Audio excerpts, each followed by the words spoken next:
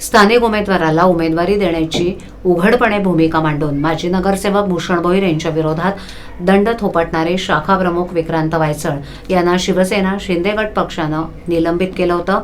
विक्रांत हे शिवसेना पक्षाच्या माजी महापौर आणि ठाणे महिला जिल्हा प्रमुख मीनाक्षी शिंदे यांचे समर्थक मानले जात असून त्यांच्यावर झालेल्या कारवाईनंतर मीनाक्षी शिंदे यांनी राजीनामा देत उपमुख्यमंत्री एकनाथ शिंदे यांची भेट घेतली होती।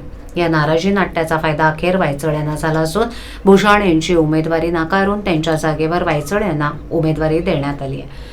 भोईर कुटुंबीय आणि मीनाक्षी शिंदे यांच्यात मतभेद असल्याची बाब अनेकदा समोर आली आहे।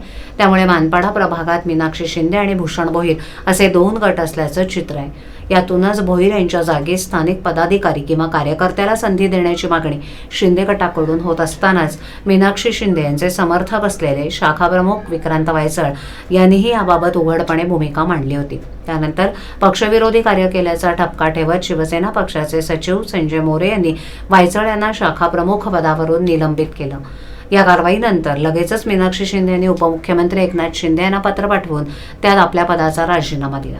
त्यानंतर त्यांनी शिंदे यांची भेट घेऊन त्यांच्याशी याबाबत चर्चा केली होती। त्यांच्यात नेमकी काय चर्चा झाली होती याचा तपशील जाहीर झालेला नव्हता।